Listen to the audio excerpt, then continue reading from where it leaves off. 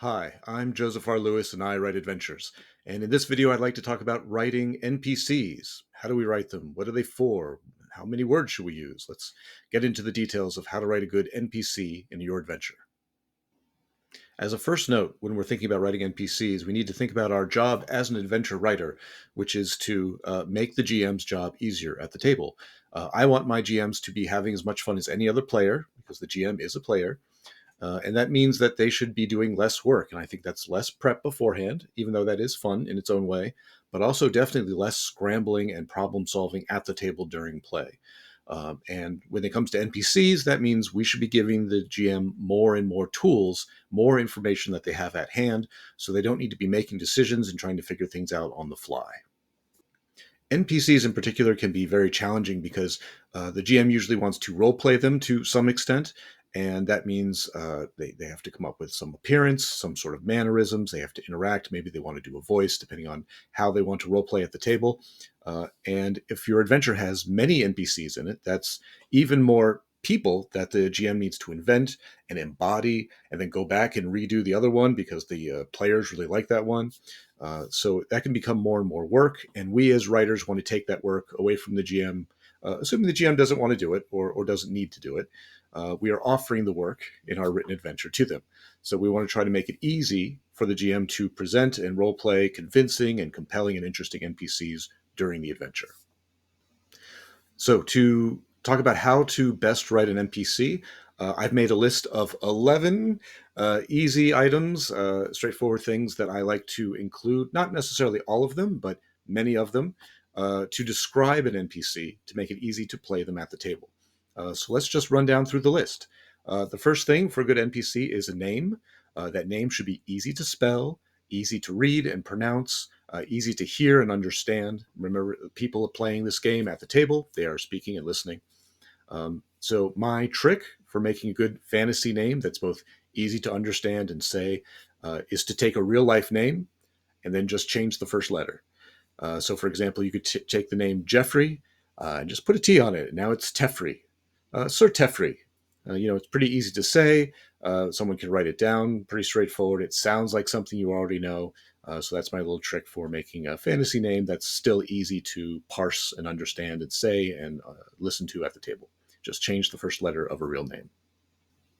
The second piece of information I want to give about an NPC is their age, because this is just a two-digit number that can convey a lot of information to the GM who's reading it. They can see, oh, 15, that's a teenager. I know things about teenagers. Or 75, oh, that's like my grandpa. I know my grandpa. I can, ascribe some kind of characteristics to that. It gives a little bit of context. So it makes it a little bit easier to say, oh, I get what category of human being we're talking about, what kind of stage of life. And I can apply some of my own assumptions and ideas and embodiments and characteristics. So just age is a quick and easy way to help get them on the same page as you, the writer, about what this character is about. The third descriptor I like to use for my NPCs is their physique. And this can be as simple as one word. It can be tall, short, muscular, gaunt, large, tiny, any kind of single word that just starts to paint a picture in your head of what shape of human being we're talking about. Characteristic number four is another physical characteristic, and this is some kind of feature. This is something distinguishing about this person, like they wear glasses, they have braids, they have a mustache, they have a scar, they have a tattoo, something that's recognizable about them that the players can latch onto and say, oh, remember the guy with a scar? We want to go back and talk to him. So it's, again, something that you can do in one word that's very simple but recognizable. Item number five is clothing. And again, this can be just one or two words. We could describe the type of material that they're wearing, like linen, silk, wool, fur, leather. We can describe the type of clothing, the garment that they're wearing. It could be a suit, a tunic, a dress, a robe, and then maybe even the state of their clothing. It could be tidy, filthy, tailored, tattered. And one or two of these words just, again, helps to paint a quick picture and get a sense of who this person is, where they come from, maybe what kind of station in life or what kind of state they're in currently because of, they're in a dungeon and things are happening. So maybe they're tattered and dirty or bloody or whatever it may be. Moving on from physical characteristics, we get to number six, which is their attitude. This is just their general demeanor. This can be a single word again. It could be something like confident, bored, smug, impatient, flirtatious, aggressive, timid. Again, just one word that gives a sense of who this person is and how they're acting and how they will react and interact with the players. Item number 7 is a mannerism. This is some kind of physical action or something that the person does. And again, this can be something like how they speak. They could whisper, they could roar, they could giggle a lot, they could be limping or shivering, they could wink a lot, they could roll their eyes a lot. Just something that they do, again, that the players can latch on to and say, oh, remember that guy who was limping, or the guy who was always whispering, he was hard to hear, or the person who was giggling all the time, they were creepy. Uh, Very recognizable, easy to role play, easy to get a sense in your head of who this character might be. The next thing I like to identify for an NPC is something they want. And I will put the word want in bold. And this is usually something straightforward. They want money, they want power, they want information, they want revenge, they want an item, they want a person. This is just something that motivates them, so that when the GM is role playing them, that's what they're focused on. They're the thing that they want. And maybe that becomes something the players can leverage, that this person wants this thing. Maybe we can get it for them or deny it from them to interact with the NPC. After want, I want to identify the NPC's fear. The NPC's fear. Their fear is something they don't want, something they avoid, something they get cagey about. This could be a person they fear that they don't want to encounter, that they're on the run from. It could be a type of creature, something that's haunting the area. They could be something more mundane. They're afraid of jail. They're afraid of the law. Or maybe it's a common phobia. They're afraid of rats or vermin or the dark or fire. And again, this is something that the players can figure out and then leverage in their interactions with this character. Item number 10 is something that the character has to offer.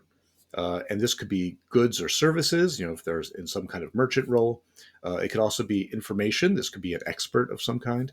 Or they could be a quest giver. They could be offering, do this task and I'll give you a reward.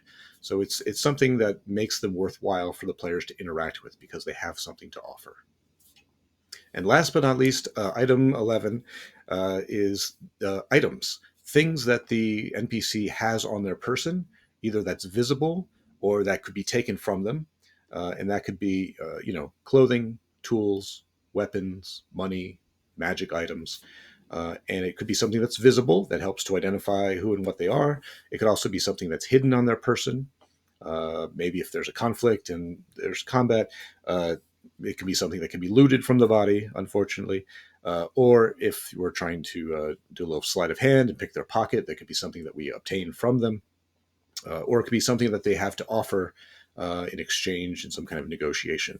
Again, these are all just levers that we're giving the GM to manipulate and to allow them to interact with the players in more interesting and dynamic ways. So that's 11 items, which is a lot. So let's take a look at what that can look like in practice. And again, you don't need to use all of these every time, but for maximum effect, let's look at what happens when you use all of them. So I've made a little stat block. This would appear, not stat block, but information block. That this could be a bullet underneath, in a room. And we say in the room that you encounter a stranger, and then you come down, and here's the information about that stranger. So we see Sir Teffrey Glint, and I put the name in quotes, and sometimes I'll do it with an underline or something else that just offsets this is the name, in case it's a weird name. So we need to identify, oh yeah, his name really is Borgus or Kablorgadorg, or whatever it might be. Some way to identify this is the name. And then just physical characteristics: 45, tall, oiled mustache, tailored suit. Gives us a good visual idea of what he looks like. And a couple mannerisms: he's smug and he winks a lot. So again, we're getting a sense of how he acts and how he looks. This is what the players will see as they encounter him, as he walks up for the first time.